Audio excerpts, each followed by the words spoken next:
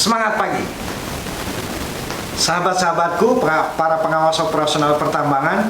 Apa kabar? Semoga semua dalam keadaan sehat, selamat, dan tentunya sukses selalu. Hari ini kita akan membahas terkait dengan pengawas operasional, ya, bagaimana persyaratan untuk mengikuti uji POM, ya. Kalau POP kita udah materi sebelumnya, ya. Untuk POM, ya, syarat-syarat untuk ikut POM, kemudian bukti-bukti atau portofolio apa sih yang harus disiapkan untuk mengikuti POM.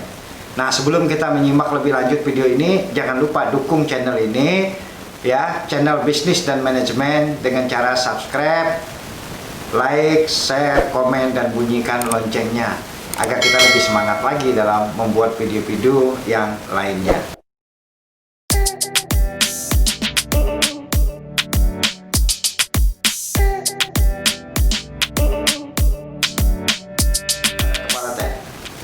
Dalam melaksanakan kegiatan usaha pertambangan, maka kepala teknik tambang tidak bisa bekerja sendiri. Kepala teknik tambang perlu dibantu oleh pembantu-pembantunya. Siapakah yang membantu kepala teknik tambang dalam mengelola kegiatan pertambangan? Maka sesuai dengan Kepmen 1827, ya, tahun 2018, itu dibantu oleh pengawas operasional dan pengawas teknis. Nah, sebagai pengawas operasional itu memiliki kriteria, ada 3 kriteria dari pengawas operasional. Yang pertama adalah memiliki sertifikat kompetensi pengawas operasional atau sertifikat kualifikasi yang diakui oleh Kepala Inspektur Tambang sesuai dengan jenjangnya. Yang kedua adalah menduduki jabatan divisi atau departemen operasional pertambangan. Yang ketiga, memiliki anak buah dan atau mengawasi divisi atau departemen lain. Jadi ini 3 kriteria dari pengawas operasional. Bagaimanakah tugas dan tanggung jawab pengawas operasional? Tugas dan pengawas operasional mulai level POP, POM, POU sama, ya. Sama-sama ada 4 tugas tanggung jawab pengawas operasional. Yang pertama adalah bertanggung jawab kepada kepala teknik tambang untuk keselamatan dan kesehatan semua pekerja tambang yang menjadi bawahannya. Yang kedua adalah melaksanakan inspeksi, pemeriksaan, yang pengujian. Yang ketiga, bertanggung jawab kepada kepala teknik tambang atas keselamatan, kesehatan, dan kesejahteraan dari semua orang yang ditugaskan kepadanya. Kemudian yang keempat adalah membuat dan menandatangani laporan pemeriksaan, inspeksi, dan pengujian. Nah, bagaimanakah keempat tugas dan tanggung jawab pengawas operasional itu bisa dijalankan? Untuk memenuhi tugas dan tanggung jawab pengawas operasional yang 4 tadi, maka seorang pengawas operasional media, seorang yang pada posisi middle management di dalam organisasi perusahaan pertambangan, harus memiliki 8 unit kompetensi. 8 unit kompetensi dipenuhi, dia kompeten, baru dia sebagai pengawas operasional media. Apa saja ke-8 unit kompetensi yang harus dipenuhi oleh pengawas operasional media? Yang pertama adalah melaksanakan tugas dan tanggung jawab sebagai pengawas operasional media. Yang kedua, mengelola keselamatan pertambangan. Yang ketiga, mengelola lingkungan pertambangan. Yang keempat, mengelola keadaan darurat di pertambangan. Yang kelima, melaksanakan upaya penerapan konservasi mineral dan batu bara. Yang keenam, mengelola penerapan kaidah teknik pertambangan mineral dan batu bara. Yang ketujuh, mengawasi kegiatan usaha jasa pertambangan. Kedelapan, mengawasi standarisasi pertambangan mineral dan batu bara. Nah, inilah ke-8 unit kompetensi yang harus dipenuhi oleh POM dalam melaksanakan tugas dan tanggung jawab pengawas operasional, dan ke-8 unit ini dipenuhi baru bisa dinyatakan kompeten. Nah, untuk bisa kompeten maka teman-teman semua harus mengikuti uji kompetensi. Nah, bagaimanakah dokumen-dokumen yang harus kita siapkan untuk mengikuti uji kompetensi, ya? Nah, ada 2 kategori dokumen atau portofolio. Yang pertama adalah yang bersifat umum, ya. Jadi semuanya kita siapkan. Nah, yang berikutnya adalah portofolio sesuai dengan atau dokumen-dokumen atau portofolio atau bukti-bukti yang sesuai dengan unit kompetensi yang 8. Portofolio yang umum atau dokumen-dokumen yang sifatnya umum, yang pertama harus menyiapkan foto Pas foto 3x4 ya, 3 lembar, dan berbackground merah, pakaian rapi, nggak boleh pakai kaos. Terus yang kedua KTP ya, harus ada KTP ya, fotokopi KTP. Yang ketiga adalah surat penugasan dari KTT atau PCO di stempel ya, dapat surat tugas untuk bisa mengikuti uji kompetensi POM. Kemudian melampirkan fotokopi daripada sertifikat POP.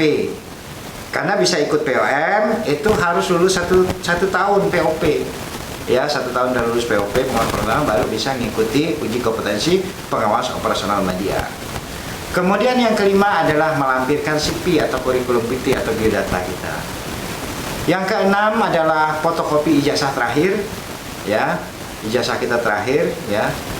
Kemudian yang ketujuh adalah surat izin bekerja khususnya untuk ekspatriat. Jadi kalau mereka ekspatriat, lampirkan surat izin bekerjanya di Indonesia. Kedelapan adalah fotokopi dari sertifikat pelatihan yang relevan dengan kompetensi yang kita ikuti. Nah, inilah dokumen-dokumen atau portofolio yang sifatnya umum. Selanjutnya kita akan bahas satu persatu portofolio terkait dengan masing-masing unit kompetensi. Untuk unit yang pertama terkait dengan melaksanakan tugas dan tanggung jawab sebagai pengawas operasional media atau POM. Tadi job desk sudah ya, berarti job desk juga dilampirkan.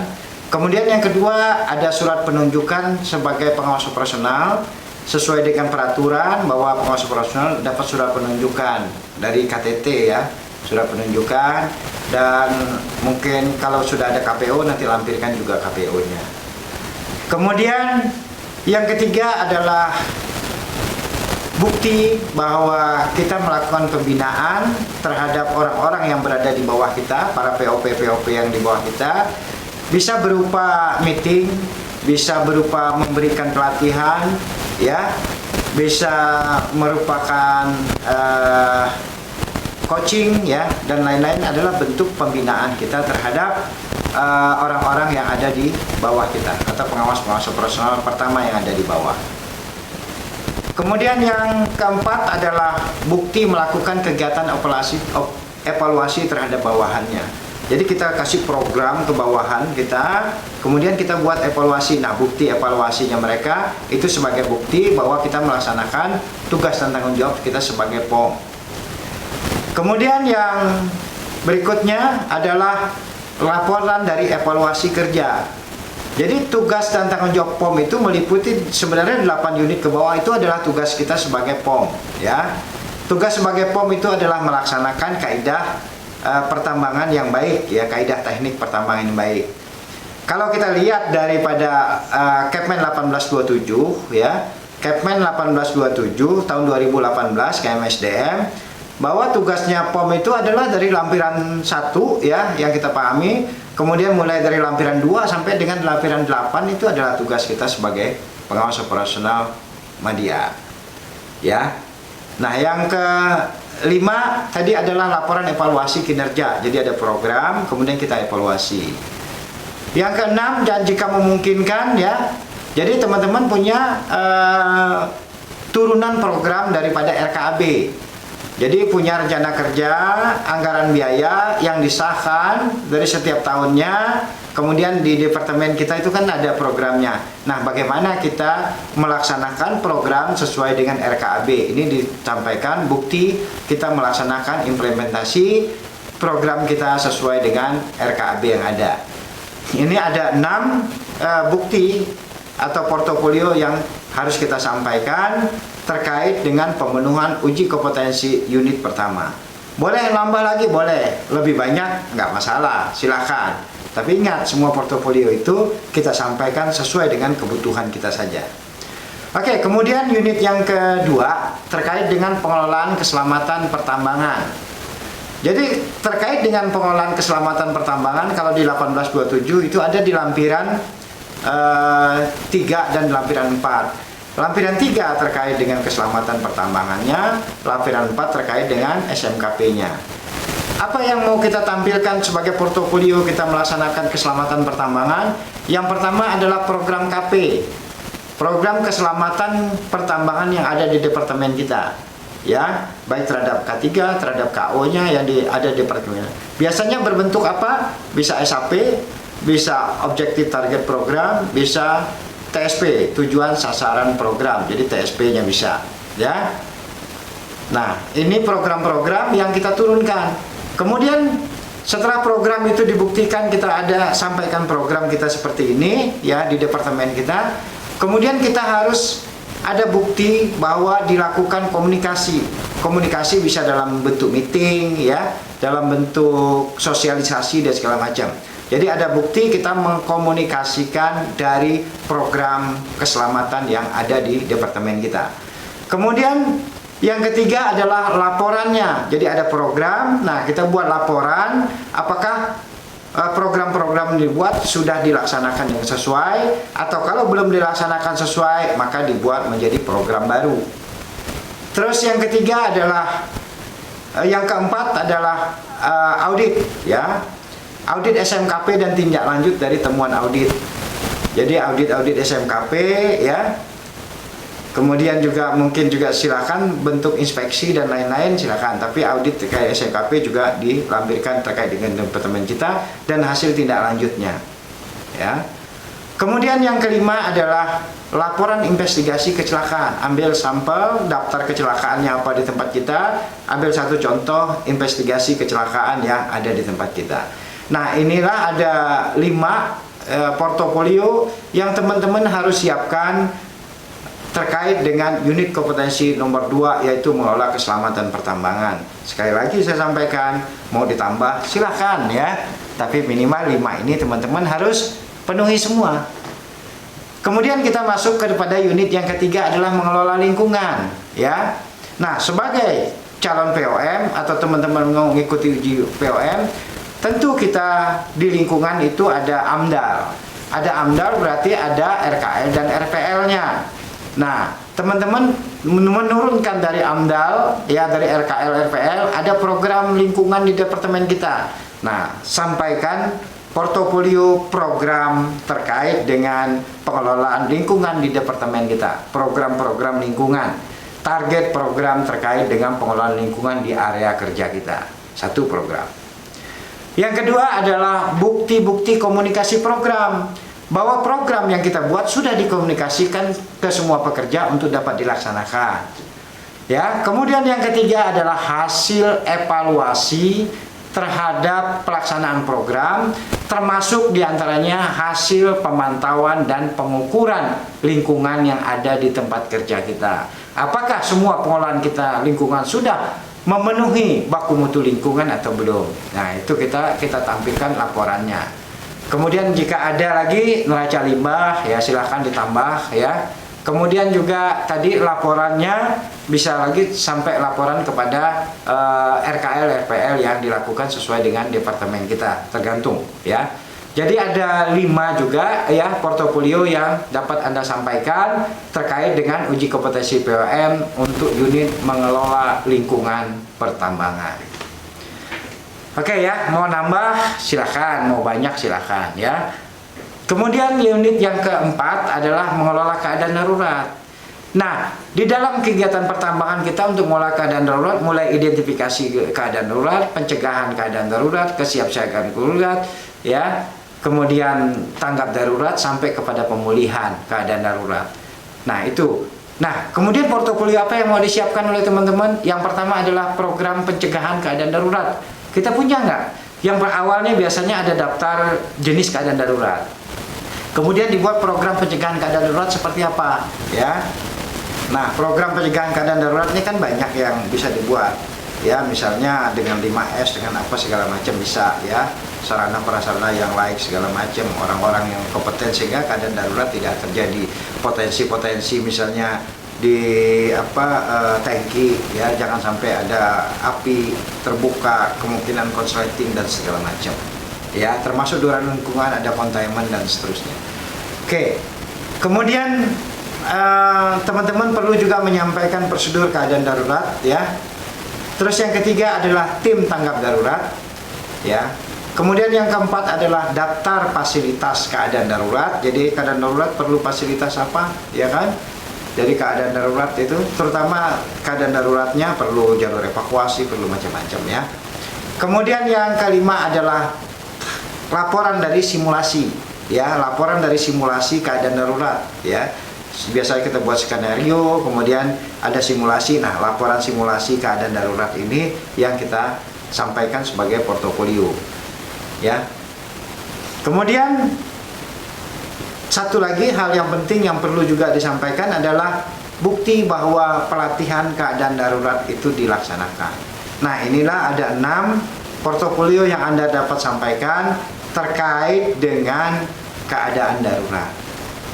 Oke, kemudian unit yang kelima, ya. Unit yang kelima adalah melaksanakan upaya penerapan konservasi mineral batu bara. Kita tahu, ya, bahwa upaya konservasi mineral batu bara tujuannya adalah mengoptimalisasikan. Jadi mineral dan batu bara itu kita lakukan optimalisasi sehingga hasil yang kita tambang, cadangan yang siap kita tambang, kita dapat menaikkan persentase sebaik mungkin, termasuk sampai kepada pengolahan. Lakukan pengolahan dengan persentase atau recovery pengolahan setinggi-tinggi mungkin. Nah, portofolio apa yang bisa teman-teman sampaikan? Yang pertama adalah program konservasi di departemennya, tentu ya nurunkan program yang ada di RKAB.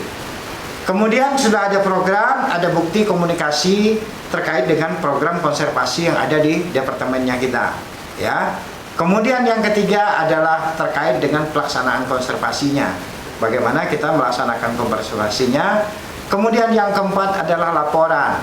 Pelaksanaan laporan, ya. Kemudian dilaksanakan, kemudian dilaporkan. Nah, pelaporan dari kajian-kajian atau dari bukti implementasi kita terhadap konservasi mineral dan batu bara. Kemudian unit yang keenam adalah mengelola penerapan kaidah teknis pertambangan mineral dan batu bara. Nah, semua ini juga termasuk kaidah teknis, tapi kita lebih fokus di sini kepada teknis pertambangan. Portofolio apa yang namanya teknis pertambangan berarti mulai dari eksplorasi sampai nutup tambang sampai pasca tambang itu ada kegiatan teknis pertambangan, cara eksplorasi baik, perhitungan sumber daya dan cadangan, ya kan? Kemudian mulai dari konstruksi dan seterusnya, ya, sampai ke pasca tambang. Nah, portofolio apa yang bisa disampaikan oleh teman-teman semua? Yang pertama adalah program teknis pertambangan di departemennya. Ya, kemudian perencanaan, bisa saja perencanaan untuk kegiatan operasi pertambang, misalnya punya main plan, ya, rencana penambangan, long term, short term, monthly, weekly, dan daily daripada program kita. Kalau untuk di workshop dan lain-lain, gimana? Ada program pemeliharaan perawatan dari alat peralatan pertambangan, termasuk seluruh departemen lain menyesuaikan. Terus setelah itu, apalagi yang bisa? Alat-alat yang dipakai dilakukan bukti bahwa kita melakukan commissioning atau memastikan bahwa alat-alat itu layak digunakan. Kemudian bisa jadwal pemeliharaan perawatan, daftar yang pekerjaan yang perlu kajian teknis, kemudian hasil kajian teknis, ya, kemudian laporan pengelolaan teknis pertambangan, ya, yang ada di tempat kita. Kemudian daftar kompetensi tenaga teknis yang dibutuhkan sesuai dengan jenis pekerjaan kita, ya. Jadi pekerjaan misalnya blasting, oh kompetensi teknisnya apa gitu, ya. Oh berarti dia punya sertifikat KJL. Yang ngelas berarti dia harus tenaganya harus punya welder sertifikat gitu, ya, dan seterusnya.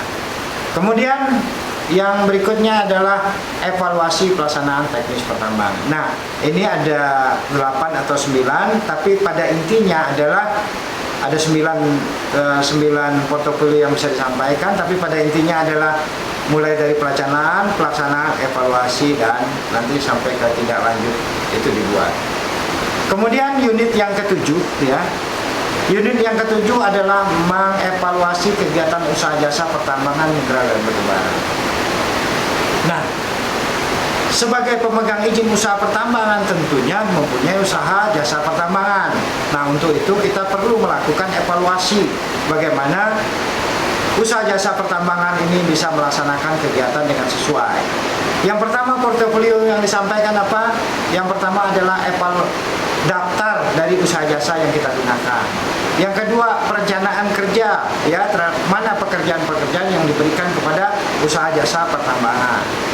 Terus yang ketiga adalah program. Jadi kita memberikan program kepada UJP, atau kalau kita dari perusahaan jasa pertambangan, ini program-program yang ada dari owner bagaimana cara mengelola kegiatan usaha jasa pertambangan, ya. Terus yang keempat adalah kegiatan pengawasan. Ada bukti bahwa kita mengawasi usaha jasa pertambangan, mengawasi kontraktor atau subkontraktor. Bisa dengan jalan meeting, bisa inspeksi, bisa audit. Nah, bukti-bukti itu ditunjukkan bahwa kita melakukan pengawasan terhadap usaha jasa pertambangan yang ada di lingkungan kita. Ya, bisa audit kontraktor, bisa macam-macam, ya. Kemudian yang kelima adalah laporan hasil pembinaan dan pengawasan, termasuk juga laporan UJP-nya. Ya, jadi ada 6 portofolio yang bisa Anda sampaikan saat uji kompetensi terkait dengan unit mengawasi kegiatan usaha jasa pertambangan. Kemudian unit yang terakhir adalah unit 8 adalah mengawasi standar, ya, standarisasi pertambangan mineral batubara. Untuk melaksanakan kegiatan operasional kita, tentunya kita harus punya standar-standar baku yang harus kita tetapkan. Standar yang kita ikuti bisa standar nasional, bisa standar internasional, ataupun standar-standar khusus. Nah, portofolio apa yang bisa teman-teman sampaikan? Yang pertama adalah daftar standar yang digunakan, bisa SNI, bisa SKKNI, atau standar internasional, atau standar khusus lainnya. Ya, daftar yang kita gunakan. Yang kedua apa? Bukti membuat standar. Jadi standar-standar prosedur kita ada SOP atau standar parameter yang kita buat, referensinya, acuan standarnya apa. Nah, ini sebagai bukti kita sudah membuat standar, ya, atau membuat prosedur yang operasional bisa diterapkan di tempat kerja kita. Kemudian yang ketiga adalah bukti implementasi, kita mensosialisasi penerapan standar. Yang keempat adalah bukti mengimplementasi, ya, dan mengawasi standar-standar yang sudah dibuat. Jadi standar kita buat, ini standarnya, bukti kita mengawasi standar ini apa. Itu ditampilkan di dalam portofolio teman-teman. Dan yang terakhir, yang kelima adalah hasil evaluasi terhadap standar yang dibuat. Standar itu perlu direview, perlu dicek. Kalau standar nasional kita 5 tahun sekali kita melakukan kaji ulang. Nah, demikian juga standar-standar yang kita terapkan di dalam perusahaan pertambangan kita pasti dilakukan kaji ulang secara berkala. Nah, inilah syarat dan portofolio yang teman-teman dapat sampaikan saat uji pengawas operasional media. Mudah-mudahan ini bermanfaat, dan sebelum teman-teman ikut uji kompetensi, siapkan semua persyaratan portofolio ini. Jadi nanti saat ikut uji kompetensi kita sudah siap. Nah, bagaimana terkait dengan penguasaan materi dari masing-masing ini? Maka teman-teman bisa saja ikut pelatihan, bisa saja nanti melihat dari video-video kita berikutnya, ya. Tapi yang jelas portofolio ini sudah disiapkan sebelum kita berangkat uji, sudah kita siapkan. Semoga video ini membantu teman-teman pengawas operasional media untuk menjadi pengawas-pengawas yang kompeten. Saya sangat senang jika Anda bisa kompeten, maka Anda akan menjadi pengawas yang kompeten sesuai dengan peraturan perundangan. Karir kita semakin baik, tambang kita semakin baik, ya. Kegiatan operasional kita semakin produktif, ya. Teman-teman semua jangan lupa, ya, lakukan subscribe seperti di bawah ini, kemudian like, share, komen, bagikan kepada teman-teman lain sehingga bisa mendapat manfaat yang lebih besar, dan saya lebih bersemangat, ya, untuk membuat video-video yang berikutnya. Semoga bermanfaat. Sampai jumpa di POM, ya, di uji kompetensi ataupun di diklat kompetensi POM, atau nanti sampai jumpa di POU. Terima kasih, semoga bermanfaat. Semangat pagi.